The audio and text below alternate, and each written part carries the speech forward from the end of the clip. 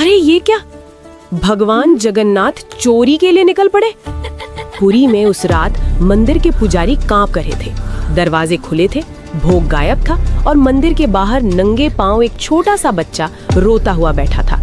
लोग चिल्ला रहे थे, भगवान नाराज हो गए, भगवान नाराज हो गए, भगवान नाराज हो गए। लेकिन किसी ने नहीं देखा कि उस बच्चे ने कांपती आवाज में बस इतना कहा, आज मेरे दोस्त को भूख लगी थी।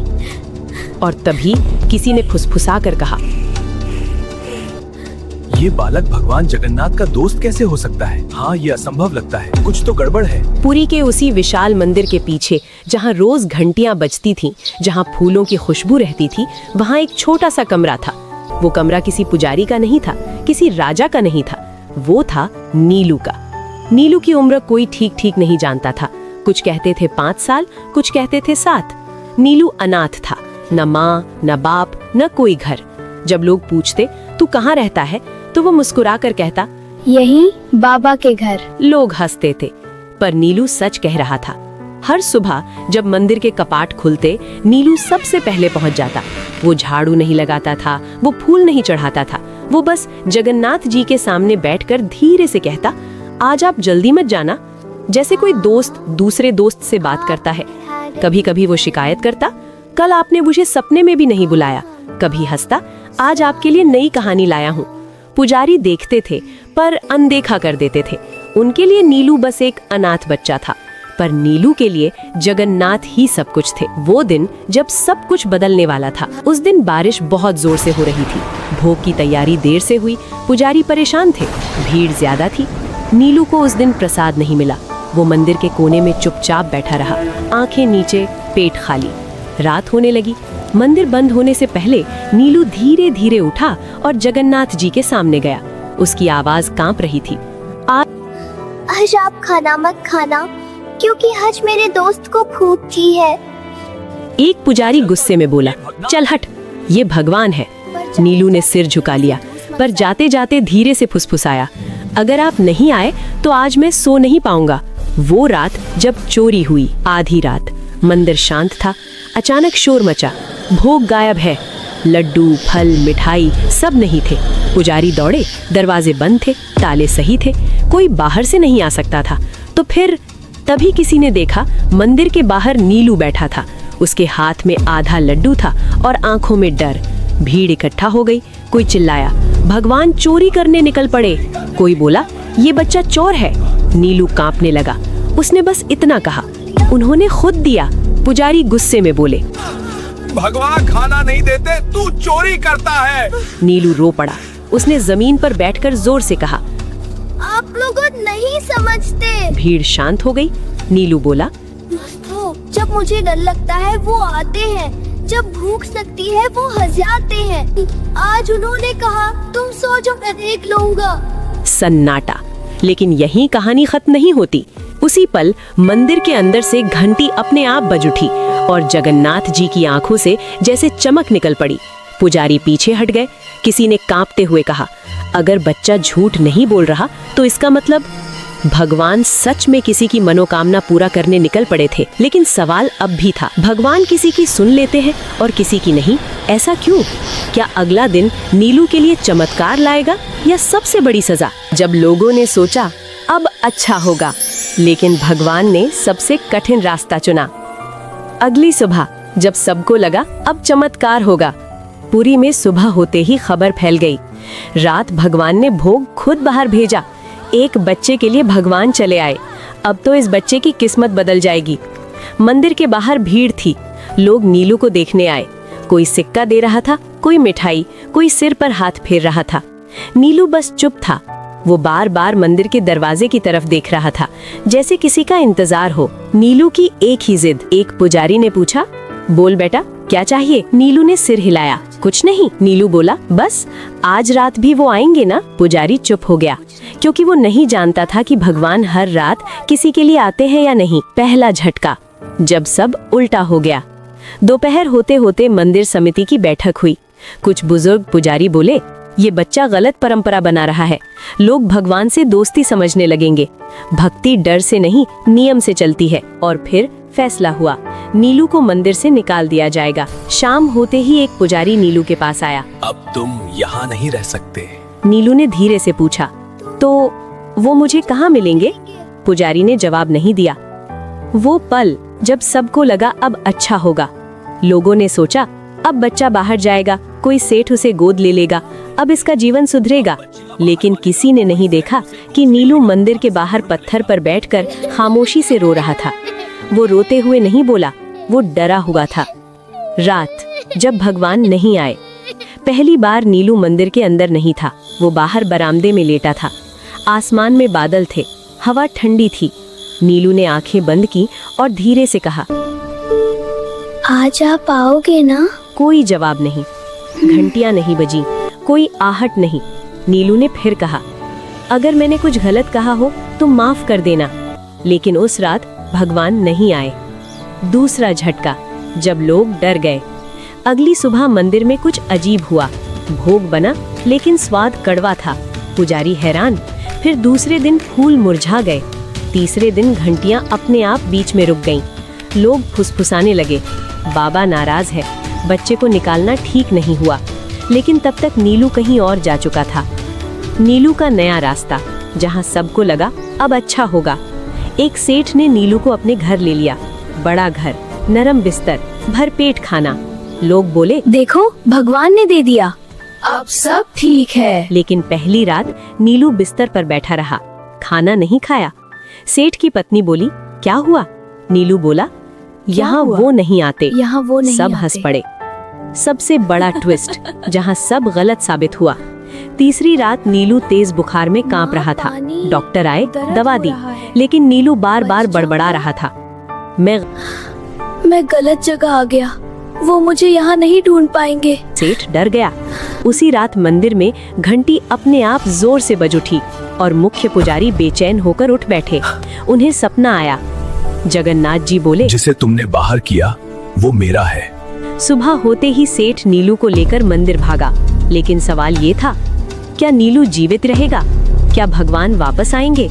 या अब बहुत देर हो चुकी है? और सबसे बड़ा सवाल, क्या हर बार भगवान जल्दी सुनते हैं तो वो अच्छा ही होता है? जब भगवान समय पर नहीं आए और सबने मान लिया कि अब बहुत देर हो चुकी है, वो सुबह जो किसी की जिंदगी बदल देती है। सुबह का सूरज निकला, लेकिन पुरी की हवा में वो शांति नहीं थी। मंदिर के बाहर लोग चुप थे, कोई घंटी नहीं, कोई मंत्र नहीं। सेठ की गाड़ी मंदिर के सामने रुकी। नीलू अंदर था, कमजोर, तपता हुआ, आंखें अध खुली। मुख्य पुजारी आगे बढ़े। जल्दी करो, डॉक्टर फुसफुसाए, बच्चे की हालत बिगड़ रही है। नीलू ने अचानक आंखें खोली। उसकी आवाज बहुत धीमी थी, आज वो आएंगे? किसी के पास जवाब नहीं था। मंदिर के अंदर, जहां सब कुछ गलत लग रहा था, नीलू को गर्भगृह के पास लाया गया, वो जगह जहां आम लोगों को जाने की इजाजत नहीं होती। पुजारी कांप रहे थे, ऐसा पहले कभी नहीं हुआ था। नीलू ने आंखें बंद की और बहुत धीरे से बोला, अगर आप नहीं आए तो मैं सो जाऊंगा। ये सुनकर एक बुजुर्ग सेवायत रो पड़े।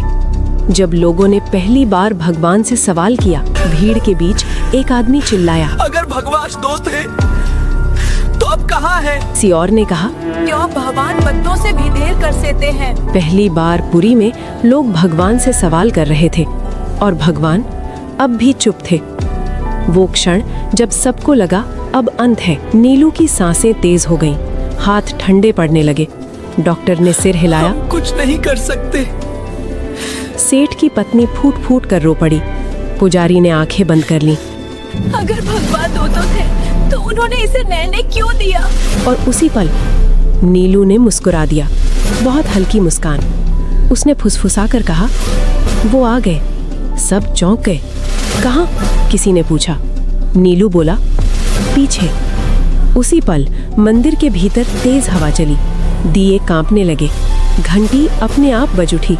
लेकिन जगन्नाथ जी की मूर्ति हिली नहीं, कोई चमत्कार नहीं, कोई रोशनी नहीं। लोग भ्रम में थे, अगर भगवान आए हैं तो दिख क्यों नहीं रहे? सबसे दर्दनाक मोड़, नीलू की सांस अचानक थम गई। डॉक्टर ने कलाई छोड़ी, धीमी आवाज में बोला, अब नहीं, मंदिर में एक साथ कई चीखें उठी।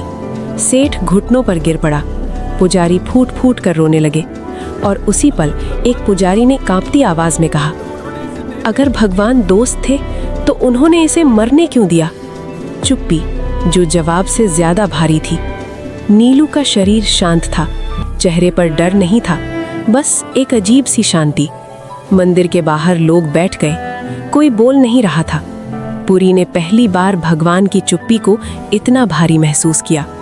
सवाल जो अब सबके थे, क्या भगवान देर कर गए? क्या दोस्ती भी नियमों से हार गई?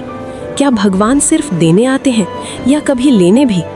और सबसे डरावना सवाल, अगर भगवान ना आए तो विश्वास का क्या? रात होते ही मुख्य पुजारी को एक और सपना आया, लेकिन इस बार भगवान मुस्कुरा नहीं रहे थे। उन्होंने बस इतना कहा, तुम सब ने सोचा मैं देर कर गया, लेकिन तुम नहीं जानते मैं उसे लेने नहीं छोड़ने आया था। मैं उसे लेने नहीं छोड़ने आया था। वही रात जब सपना सिर्फ सपना नहीं था। नीलू के जाने के बाद पूरी उस रात सो नहीं पाई। मंदिर के आंगन में अजीब सी ठंडक थी। दिए बुझ चुके थे, लेकिन हवा में अगरबत्ती की खुशबू अब भी थी। मुख्य पुजारी अपने कमरे में बैठे थे।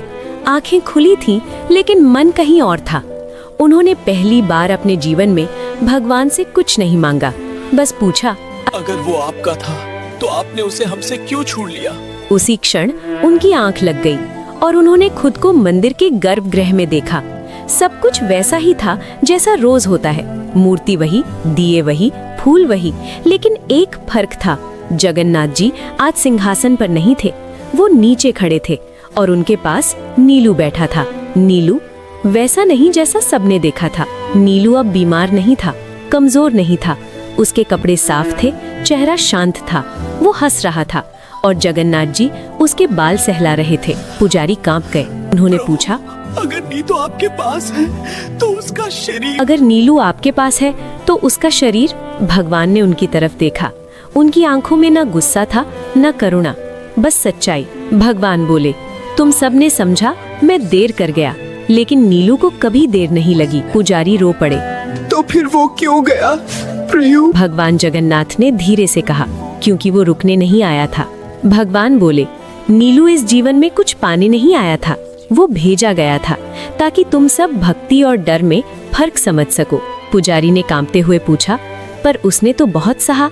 भगवान की आवाज और गहरी हो गई, जिसे मेरा मित्र बनना हो उसे मेरा अकेलापन भी समझना पड़ता है। पुजारी ने वही सवाल दोहराया जो सबके मन में था। आपने कहा था आप उसे लेने नहीं छोड़ने आए थे। भगवान जगन्नाथ मुस्कुराए। हाँ, नीलू को इस दुनिया से नहीं, तुम्हारे भ्रम से छोड़ा। नीलू की आखिरी इच्छा। भगवान ने नीलू की तरफ देखा। नीलू बोला, अब वो मुझे भूलेंगे ना? अब वो मुझे भूलेंगे ना? भगवान ने सिर हिलाया। नहीं, लेकिन वो मुझे ढूंढेंगे गलत जगहों पर। नीलू मुस्कुराया। कोई बात नहीं, जब कोई बच्चा रोएगा तो आप वहाँ रहना।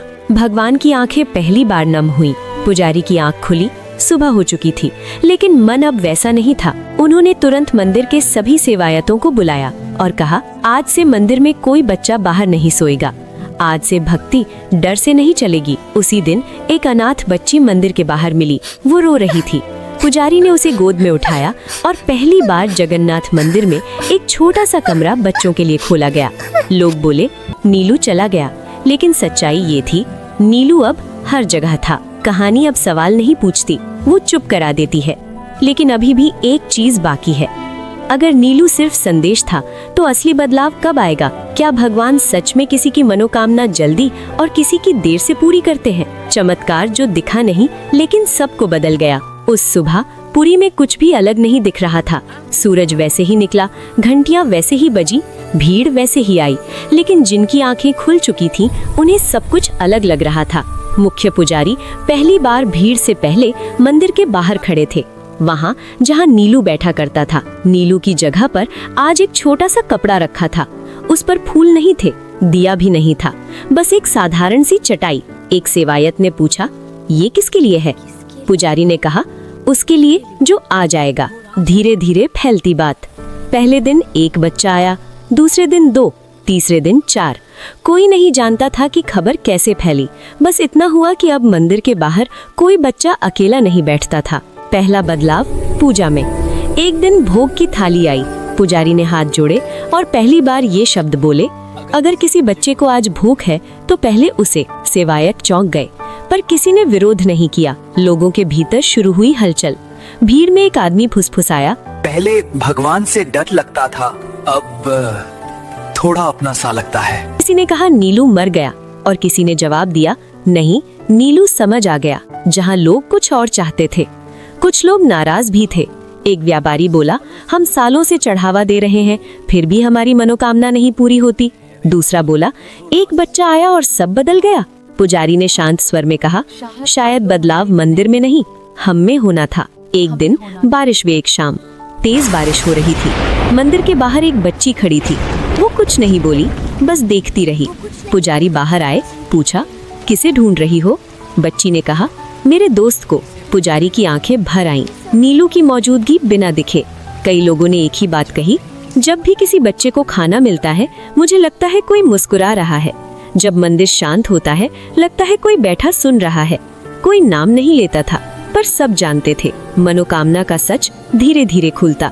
एक दिन एक महिला आई, रोते हुए बोली, मैंने सालों से मांगा, कुछ नहीं मिला। पुजारी ने पूछा, आज क्या चाहती हो? वो बोली, बस समझना चाहती हूँ, देरी क्यों? पुजारी ने कहा, क्योंकि कुछ लोग मांगने आते हैं और कुछ तैयार होने। वो शाम जब मंदिर सबसे शांत था। उस शाम कोई विशेष पूजा नहीं थी, कोई घोषणा नहीं, बस दिए जल रहे थे और गर्भगृह के पास एक छोटा सा बच्चा धीरे से बोला, आज वो आए थे? किसी ने पूछा, कहाँ? बच्चा मुस्कुराया, जब मुझे डर लगा तब। अब सवाल बदल चुके थे। अगर चमत्कार शोर नहीं करता तो हम उसे पहचाने कैसे? और अगर भगवान जल्दी नहीं देते तो क्या वो मना कर रहे होते हैं? कुछ प्रार्थनाएं तुरंत क्यों सुनी जाती हैं और कुछ को सालों इंतजार क्यों करना पड़ता है? समय बीतता है पर सवाल नहीं। नीलू गए हुए अब कई महीने हो चुके थे। मंदिर वैसा ही था, लेकिन लोग वैसे नहीं रहे। अब लोग मंदिर आते थे पर पहले जैसे नहीं। पहले लोग पूछते थे, मुझे ये चाहिए, मेरा ये कर दो। अब लोग पूछते थे, मैं क्यों मांग रहा हूँ? पहला सच जिसे कोई सुनना नहीं चाहता। एक दिन एक बूढ़ा व्यक्ति आया। उसकी पीठ झुकी थी, आवाज थकी हुई। उसने पुजारी से कहा, मैं 30 साल से पूजा कर रहा हूँ, फिर भी मेरी मनोकामना पूरी नहीं हुई। पुजारी ने पहली बार सीधा जवाब दिया, क्योंकि आप भगवान से नहीं, डर से जुड़े हुए थे। बूढ़ा आदमी चौंक गया। डर और भक्ति का फर्क। पुजारी बोले, जब कोई बच्चा रोता है वो डर से नहीं रोता, वो भरोसे से रोता है। नीलू इसलिए सुना गया क्योंकि उसे खोने का डर नहीं था। भीड़ में सन्नाटा छा गया। समय का रहस्य। एक और आदमी बोला, तो क्या भगवान समय देखकर देते हैं? पुजारी मुस्कुराए, नहीं, भगवान देखकर देते हैं कि तुम संभाल पाओगे या नहीं। भारी हाथ, खाली हाथ।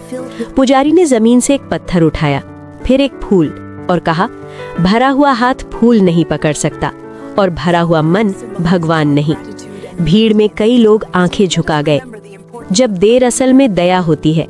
एक महिला रोते हुए बोली, मैंने मांगा था कि मेरा बेटा बच जाए, भगवान ने नहीं सुना।